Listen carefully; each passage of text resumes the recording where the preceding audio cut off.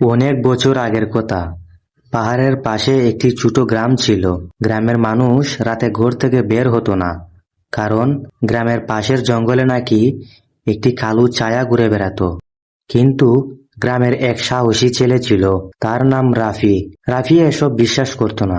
সে বলতো, আরে ভূত বলে কিছু নেই, সব মানুষের বানানো গল্প। একদিন সন্ধ্যায় রাফি বাজার থেকে ফিরছিল। হঠাৎ রাস্তার পাশে এক বৃদ্ধ তাকে ডাক দিল। বলল, বাবা, একা একা জঙ্গলের দিকে যেও না। রাফি হেসে বলল, কেন? সেখানে কি ভূত আছে নাকি? যত সব।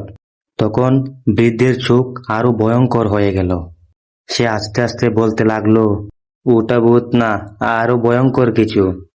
এরপর বৃদ্ধ একটি পুরনো লকেট রাফির হাতে দিয়ে বলল, বাবা, যদি কখনো বিপদে পড়ো, এটার কথা কখনোই ভুলবে না। রাফি অবাক হয়ে লকেট নিয়ে বাড়িতে চলে গেল।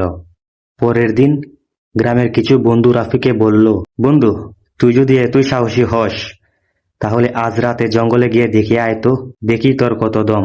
রাফিও তাদের কথায় রাজি হয়ে গেল। সে রাতে টর্চ নিয়ে জঙ্গলের দিকে রওনা দিল। চারিদিকে ঝিকি পোকার শব্দ, গাছগুলো বাতাসে দুলছে, পুরো জায়গাটা অদ্ভুত আর নীরব। হঠাৎ দূরে কারো কান্নার শব্দ শোনা গেল। বাঁচাও, বাঁচাও! রাফির শরীর কেঁপে উঠল।